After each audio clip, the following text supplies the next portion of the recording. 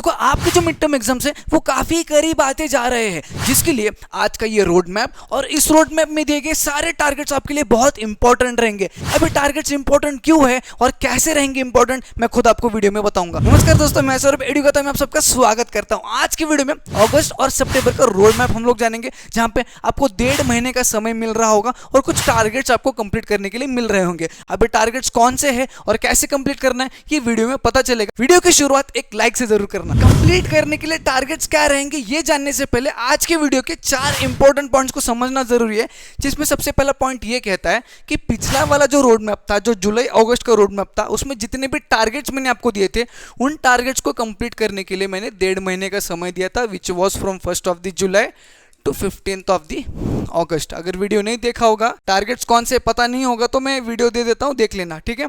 आज का जो रोड मैप है और आज की जो टारगेट्स मैं आपको देने वाला हूं उसके लिए भी 1.5 महीने का समय दूंगा, जिसकी शुरुआत होगी 16th ऑफ द अगस्त से लेके 30th of the September. Is that clear for you? पहला पॉइंट समझ में आ गया। दूसरे पॉइंट की अगर बात करें तो ये जो रोड मैप मैं आपको बता रहा हूं या फिर ये रोड मैप में जो टारगेट्स मैं आपको दे रहा हूं, ये सारे टारगेट्स को, इन सारे चैप्टर्स को आपको मिड टर्म एग्जाम्स के पहले खत्म करना है।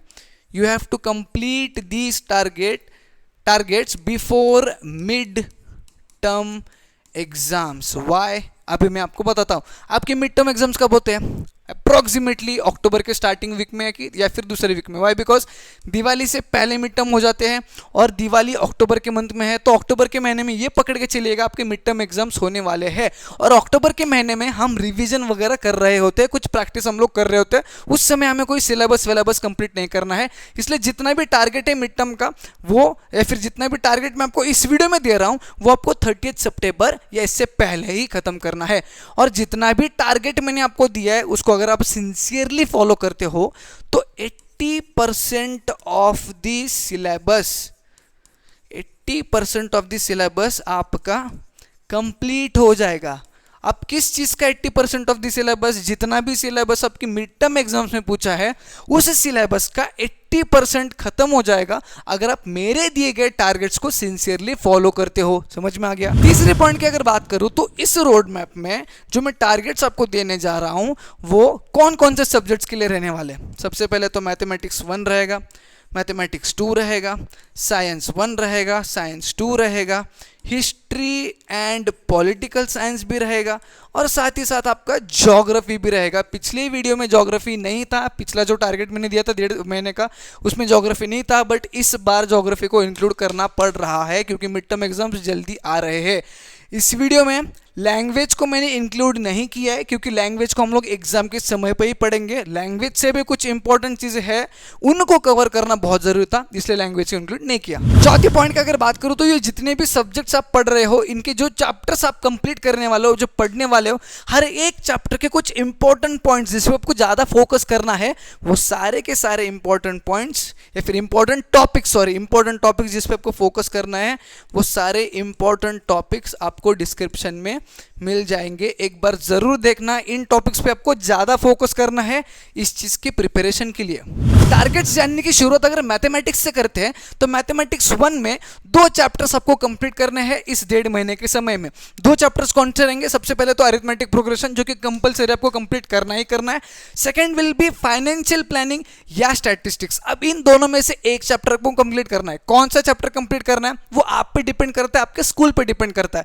अगर आपके मिड टर्म एग्जाम्स में फाइनेंशियल प्लानिंग पूछा जा रहा है तो फाइनेंशियल प्लानिंग कंप्लीट करना है। अगर फाइनेंशियल प्लानिंग पूछा नहीं जा रहा है तो स्टैटिस्टिक्स आपको कंप्लीट करना है। इन दोनों में से एक चैप्टर तो आपको कंप्लीट करना ही करना है। Is that clear for you? उसके बाद मैथमेटिक्स 2 की बात करें तो सर्कल्स और कोऑर्डिनेट ज्योमेट्री, ये 2 चैप्टर्स आपको जरूर कंप्लीट करना है, जिसमें सर्कल्स हालांकि थोड़ा सा बड़ा चैप्टर है, बहुत सारे टॉपिक से कवर करने के लिए हर एक टॉपिक का थोड़ा थोड़ा नॉलेज तो आपको रहना चाहिए। और जो इंपॉर्टेंट टॉपिक्स जिस पे क्वेश्चंस पूछे ही जाएंगे वो सारे टॉपिक्स मैंने डिस्क्रिप्शन में दिए हैं, उन टॉपिक्स पे ज्यादा फोकस करना और उनके क्वेश्चंस पे ज्यादा फोकस करना। कोऑर्डिनेट ज्योमेट्री हालांकि सारे टॉपिक्स इजी है टू अंडरस्टैंड, बस क्वेश्चंस की प्रैक्टिस करोगे तो परफेक्ट बन जाओगे।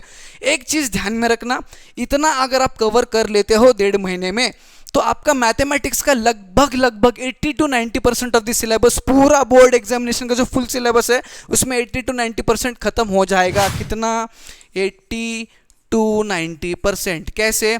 अब अगर आप ये 2 चैप्टर्स कंप्लीट कर लेते हो तो मैथमेटिक्स 1 में एक ही चैप्टर बचेगा कंप्लीट करने के लिए, और ये 2 कंप्लीट कर लेते हो तो मैथमेटिक्स 2 में बस 2 चैप्टर्स बचेंगे कंप्लीट करने के लिए। Is that clear for you? अब अगर हम लोग बात करें महारानी की यानी कि साइंस की, जिसमें साइंस 1 के 3 चैप्टर सबको खत्म करने हैं यानी कि कंप्लीट करने हैं।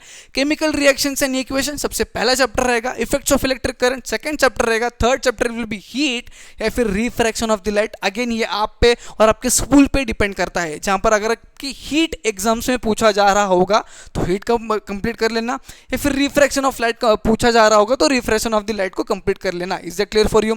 अब देखो, chemical reactions and equations chapter important है, इजी है, थोड़ा थ्योरेटिकल पार्ट है, बाकी बैलेंसिंग द केमिकल इक्वेशंस है, ठीक है, ये तो इजीली कर लेंगे।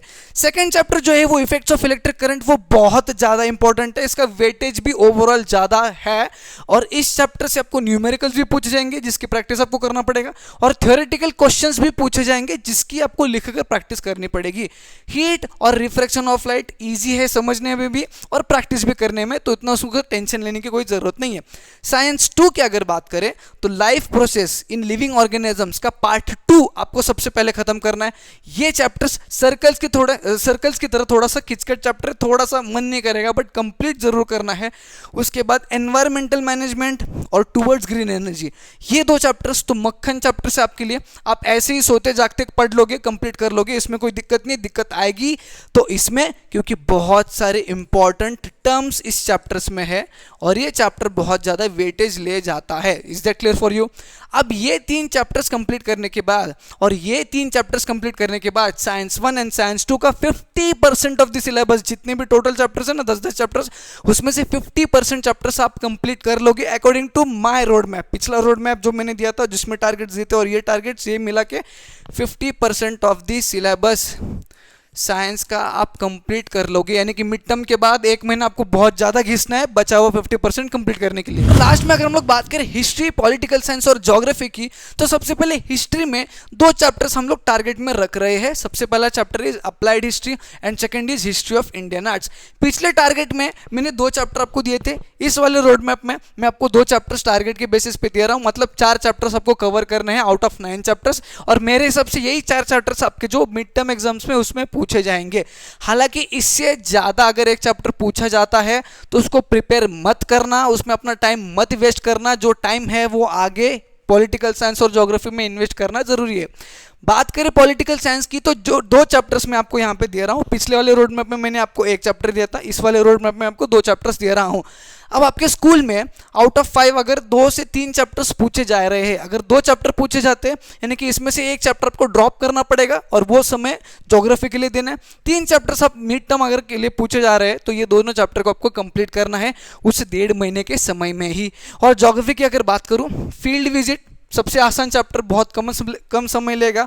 Location and extent, physiography and drainage और क्लाइमेट, ये 3 चैप्टर्स, इसके बाद वाली 3 चैप्टर्स इंपॉर्टेंट है। इन 4 चैप्टर्स को कंप्लीट करना जरूरी है। हालांकि आपके मिड टर्म्स में ज्योग्राफी के लिए भी 5 चैप्टर्स पूछ सकते हैं और हिस्ट्री के लिए भी 5 चैप्टर्स पूछ सकते हैं, बट इन 5 में से आप 4 परफेक्ट कीजिएगा या फिर 3 परफेक्ट कीजिएगा, और अगेन इन 5 में से भी आपको ये 4 परफेक्ट करना जरूरी है। Is that clear for you? That's all for today's video. यही था आपका अगस्त और सितंबर का रोड मैप। टाइम बहुत इंपॉर्टेंट है, 1.5 महीने का समय है, टारगेट्स बहुत सारे हैं कंप्लीट करने के लिए, टाइम वेस्ट मत करना और सिंसियरली सारे टारगेट्स को कंप्लीट करने की कोशिश करना। और साथ ही साथ इस वीडियो को अपने दोस्तों के साथ भी शेयर करना ना भूले। नहीं हो तो चैनल को सब्सक्राइब करके जाना। हम मिलेंगे न्यू वीडियो में।